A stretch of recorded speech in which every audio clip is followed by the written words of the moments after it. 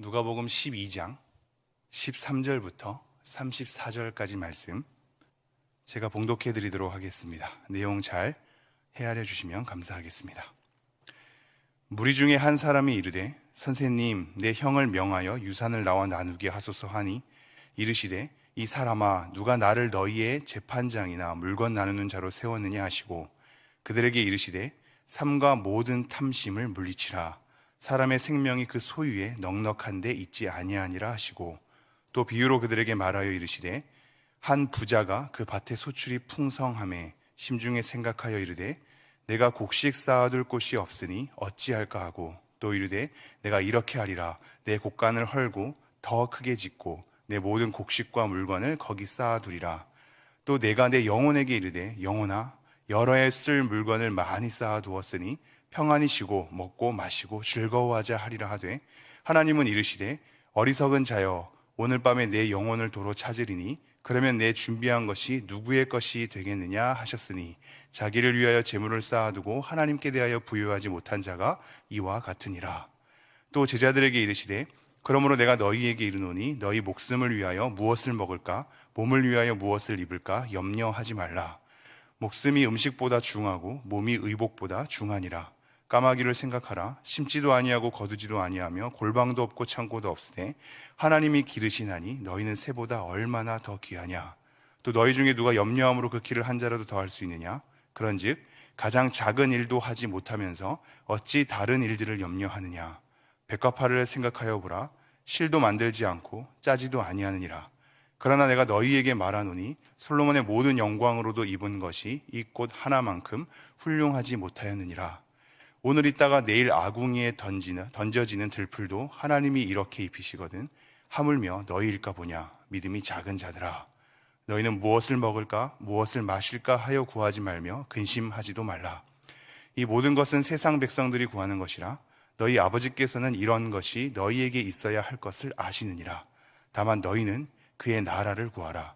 그리하면 이런 것들을 너희에게 더하시리라. 적은 무리여 무서워 말라. 너희 아버지께서 그 나라를 너희에게 주시기를 기뻐하시느니라. 너희 소유를 팔아 구제하여 낡아지지 아니하는 배낭을 만들라. 곧 하늘에 둔 바 다함이 없는 보물이니 거기는 도둑도 가까이 하는 일이 없고 좀도 먹는 일이 없느니라. 너희 보물 있는 곳에는 너희 마음도 있느니라. 오늘 본문은 무리 중에 한 사람이 예수님께 질문하는 것으로 시작합니다. 이 흐름이 좀 중요한데요. 12장 1절에 보면 수만 명의 사람들이 서로 밟힐 만큼 가득 모인 것을 보게 됩니다. 예수님의 가르침을 받으려고 수만 사람들이 모인 겁니다. 모여서 제일 먼저 하시는 말씀이 바리새인들의 누룩 곧 외식을 주의하라 라고 얘기를 하죠. 여기서 외식이란 얘기는 무대 위에서 사람들에게 자기 속을 감추고 나타내는 연기입니다. 연기. 그 사람의 연기력. 한마디로 위선이죠. 자기 모습을 감추고 광대처럼 다른 모습을 드러내는 무대 연출자라고 얘기할 수도 있겠습니다. 이러한 외식이 누룩이라고 하는 것이 또 의미가 있는데요. 이 누룩은 처음에는 눈에 보이지 않으나 나중에 부풀리게 되죠. 그 모든 것이 내면에 감춰져 있다가 나중에 드러나게 되는 겁니다.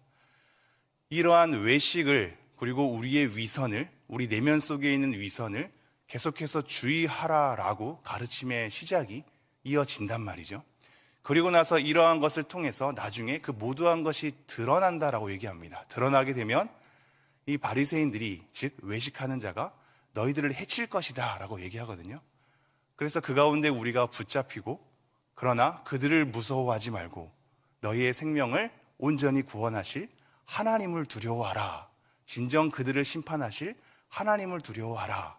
그들에게 붙잡혀도 무엇을 말할까 염려하지 말라. 이러한 맥락으로 예수님의 가르침이 등장합니다. 이러한 흐름 가운데 무리 중 하나가 이 얘기를 했다는 것은 예수님의 가르침과 전혀 상관없이 돌출된 행동이라고 볼 수 있습니다. 제가 13절 다시 한번 읽어보죠. 무리 중에 한 사람이 이르되 선생님 내 형을 명하여 유산을 나와 나누게 하소서 하니 예수님께서는 외식을 주의하라. 진정 하나님을 두려워하라. 붙잡혀도 무엇을 말할까? 염려하지 말라. 성령님께서 가르쳐 주실 것이다. 예수님께서 이런 귀한 말씀들을 하고 있는데 그 무리 중에 들은 한 사람은 예수님의 가르침과 전혀 상관없죠. 자기 문제가 중요한 겁니다. 예수님의 가르침과 조금이라도 연결이 됐으면 이해라도 할 수 있는데 전혀 연결성이 없이요. 갑자기 툭 튀어나와서 하는 말이 내 형과 제가 유산을 물려받게 되는데 사정이 어찌 되는지 모르지만 예수님 중재하여 주십시오. 이것을 다시 한번 올바른 길로 인도하여 주십시오라고 얘기를 하고 있습니다. 우리 또한 이럴 때가 많지 않은지요. 아무리 말씀을 많이 들어도, 아무리 성경 말씀을 많이 읽어도 그 가르침의 맥락과 우리의 삶은 전혀 상관없을 때가 많지요. 우리 내면에 우리가 원하는 원함이 있는 겁니다. 해결받고 싶은 우리의 문제가 있는 겁니다. 그러니 그 문제 앞에 예수님의 가르침은 가르침대로 한 귀로 흘려보내지고 정작 하나님 앞에 묻는 것은 우리에게 지금 당면한 이 문제를 해결해 주십시오라고 전혀 맥락 없이 튀어나오는 거죠. 이런 삶이 우리에게 얼마나 많이 있을런지요. 우리가 이 한 사람을 통하여서 우리를 돌아봐야 할 지점입니다.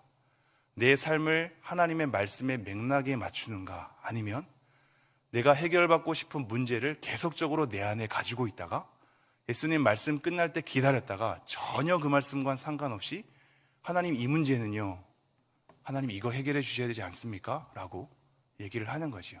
지금 이 사람이 그렇습니다. 유산이 있는데 내 형과 이것이 또 뭔가 법적인 투쟁이 있을 것 같으니 예수님께서 이 부분에 대해서 어떻게 생각하십니까? 제 문제를 해결해 주십시오. 지금 예수님께서 외식을 주의하라라는 말씀보다 저에겐 이것이 더 중요합니다 라고 자기 문제를 끄집어내는 겁니다.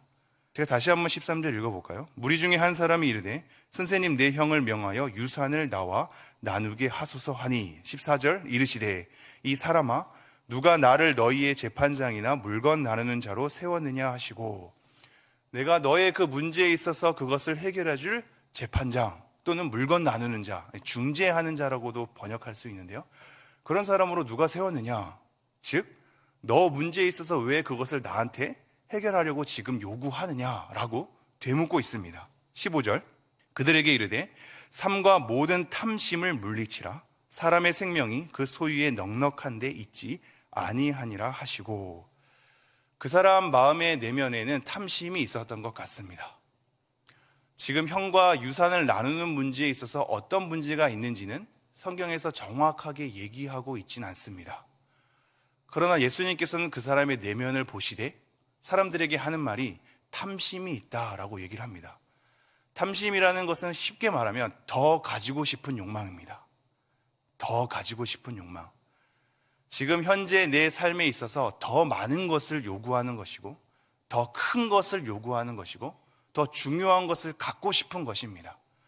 그 마음이 도사리고 있고 그 마음이 내면에 감춰진 채 형과의 유산의 문제에 대해서 그 문제를 끄집어낸 것이지요. 그러면서 예수님께서 되게 중요한 말씀을 우리에게 하십니다. 사람의 생명이 그 소유에 넉넉한 데 있지 아니하니라 하시고, 사람의 생명이 소유에 넉넉한 데 있지 않답니다. 이 말씀은 우리가 매일마다 출근할 때마다, 퇴근할 때마다, 우리 아이들과 함께 미래를 건설할 때마다, 그리고 나 자신의 인생을 돌이켜 볼 때마다 문득문득 계속 우리를 지배해야 할 말씀입니다. 사람의 생명은 단순히 우리의 생명과 죽음만을 얘기하지 않고 살아가는 모든 생명력 있는 삶을 얘기합니다. 우리의 모든 일상이며 하나님 앞에 살아내야 할 소중한 하루하루입니다. 그렇게 하나님 앞에 참 생명으로, 참 하루로 우리의 일상을 살아가는 것에 있어서는 소유에 넉넉한 데 있지 않다라고 얘기합니다. 물론 이 말씀은 우리를 좀 헤아려 봐야 하겠습니다. 우리는 사실 부유하지 않고, 우리는 사실 더 많은 것을 갈구하는 욕망이 그렇게 크진 않죠. 이자도 마찬가지 아니겠습니까? 부모님의 유산이 얼마인지는 모르나 형과 그것을 잘 나눠 갖든지 아니면 자기가 좀 더 갖든지 그렇게 갖는 것이 본인의 중요한 문제였을 것입니다. 그러나 예수님께서는 얘기하죠. 사람의 생명이 소유에 넉넉한 데 있지 않다. 우리는 이 말씀을 극히 부인하려 하지만 어느덧 정신없이 살아가다 보면 넉넉한데 우리의 삶에 안락이 있음을 우리가 쫓는 모습을 보게 됩니다. 모든 사람이 마찬가지입니다. 목회자도 그렇지요. 더 편리하고 싶고 좀 더 괜찮고 싶고 좀 더 멋진 삶을 살고 싶은 것이 우리의 솔직한 심정입니다. 그래서 우리는 당장 이 말씀을 볼 때 그렇지, 사람의 생명이 소유에 넉넉한 데 있지 않지라고 수긍할지는 모르나 우리의 삶은 내밀히 한번 들여다보면 우리는 그렇게 정신없이 또 살아가기도 하거든요. 그래서 우리는 매일마다 이 말씀을 다시 한번 마음에 새겨야 합니다. 정말로 하나님 앞에 하루하루를 소중하게 참되게 살아간다는 것은 소유에 넉넉한 데 있지 않구나. 더 많은 것을 가져야 되는 것으로 있지 않구나. 더 소중한 것을 많이 챙긴다고 내가 참된 생명으로 살아가지 않구나를 우리 마음속에 새겨야 합니다. 오늘도 이 새벽에 우리 마음속에 새기시죠. 사람의 생명이 소유에 넉넉한 데 있지 않다. 내가 무엇을 구하여야 하겠는가? 내 마음속에 무엇으로 챙겨야 하겠는가? 이게 오늘 말씀의 핵심입니다. 사실 오늘 말씀은 헤아려 볼 것이 굉장히 많거든요. 그러나 이것 하나만 우선 우리가 새기면서 이 새벽을 열어가죠. 왜냐하면 오늘 이 본문은 이렇게 일단락이 되고 난 다음에 우리가 무엇을 입을까 무엇을 먹을까 염려하지 말고 하나님의 나라를 구하라라는 흐름으로 우리에게 펼쳐지고 있습니다. 이 무리 중에 한 사람이 자기에 대한 탐심으로 예수님께 질문한 이 맥락이 하나님의 나라를 구하는 것이란 또 다른 가르침으로 이어지게 되거든요. 그렇다면 우리는 이렇게 생각해야 되죠. 사람의 생명이 소유에 넉넉한 데 있지 않음을 우리가 알죠. 그러나 우리는 정신없이 살아가다 보면 더 큰 것을 요구하거든요. 그래서 예수님께서 비유하는 것도 수많은 곡식이 쌓였을 때 내 창고에 이미 다 가득 찼으니, 내 곡간에는 가득 찼으니 더 큰 곡간을 지어서 내가 이 곡식을 쌓아둬야 하겠다입니다. 이 표현을 잘 기억해 주십시오. 더 큰 곡간입니다. 더 큰 곡간. 무리 중에 그 한 사람도 탐심이 있다 그랬죠. 탐심은 더 많이 가지려는 욕구였습니다. 내가 더 많이 갖게 되는 것, 마찬가지로 이어지는 비유 가운데 내가 더 큰 곡간을 짓게 되는 것, 더 무언가를 가지려는 욕구가 끊임없이 우리에게 창출됩니다. 매일의 삶이 우리에게 그렇지요. 이러한 삶 가운데 우리는 무엇을 먹을까 무엇을 입을까 또한 염려하지요. 염려 안 할 수 없을 것입니다. 이것이 단순히 먹는 것만이 아니고 단순히 입는 것만이 아니기 때문입니다. 우리가 일상을 살아나기 위해서 필요한 모든 것들에 대해서 우리는 생각하지 않을 수 없습니다. 우리 아이들의 미래에 대해서 걱정하지 않을 수 없습니다. 그런데 왜 염려하지 말라고 얘기하냐면 그게 단순한 걱정이 아니라 더 큰 것, 더 많은 것을 요구하는 욕망으로 흐르다 보면 우리 마음속에 지배하는 것이 사람의 생명이 소유에 넉넉한 데 있지 않은데 어느덧 넉넉한 것으로 쫓아간 우리의 생명의 일상으로 바뀌어지기 때문입니다. 그렇다면 지금 예수님께서 하시는 말씀이 무엇인가? 하나님의 나라를 구하는 것으로 먼저 우리 마음을 가득 채워야 한다.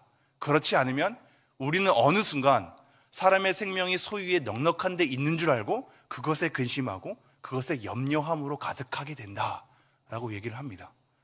그러한 소유의 욕망, 넉넉한 데 있는 것으로 쫓는 삶이, 그리고 그것으로 인한 염려가 우리에게는 끊이지 않을 것이고 그것으로 가득 차는 우리의 삶이 이어질 때마다 하나님은 하나님의 나라와 상관없이 살아가는 우리의 일상으로 펼쳐지는 우리에게 다시 한번 이 말씀을 들어 깨우쳐 주고 있는 겁니다.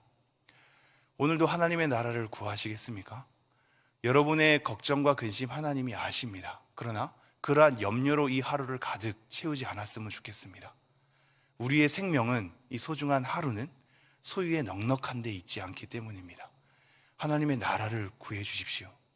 더 큰 것과 더 많은 것을 가지려는 욕구로 채우지 말고 오늘도 하나님의 나라를 찾아 주십시오. 하나님의 나라를 구해 주십시오. 하나님의 나라가 이 땅 가운데 임하기를, 하나님의 통치가 이 땅 가운데 펼쳐지기를, 하나님의 가치가 이 땅 가운데 더 빛나기를, 우리의 삶 가운데 하나님께서 더 높이 칭송받기를 우리가 그것부터 강구하면서 우리의 심장을 아뢰는 여러분 되었으면 좋겠습니다. 오늘도 하나님의 나라와 의를 구하는 기도로 여러분의 기도를 시작했으면 좋겠습니다. 제가 기도하고 개인 기도 이어가겠습니다. 하나님, 오늘도 이 말씀을 통하여서 우리가 하나님을 바라보게 하시니 감사드립니다.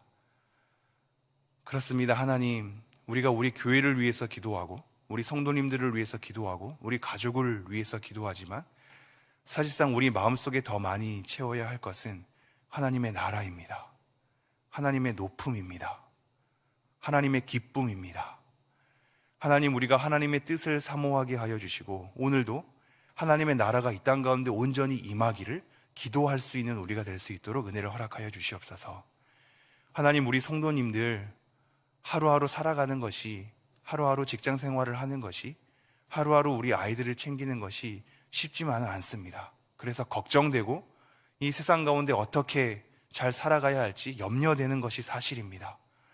그러나 하나님, 그러한 걱정 하나님께서 알고 계신다고 얘기하시니 우리가 다시 한번 하나님의 나라를 구하면서 우리의 아이들을, 우리 가족을, 우리의 교회를 하나님께 맡깁니다. 그리고 우리는 하나님의 뜻을 강구하며 나아가도록 하겠습니다. 우리가 이런 선한 마음이 가득할 수 있도록 우리를 인도하여 주시옵소서. 그리고 그러한 삶의 여정 가운데 어려운 사람들을 조금이나마 더 도울 수 있도록 우리에게 은혜를 허락하여 주옵소서. 이 모든 말씀 우리 주 예수 그리스도 이름으로 기도합니다. 아멘.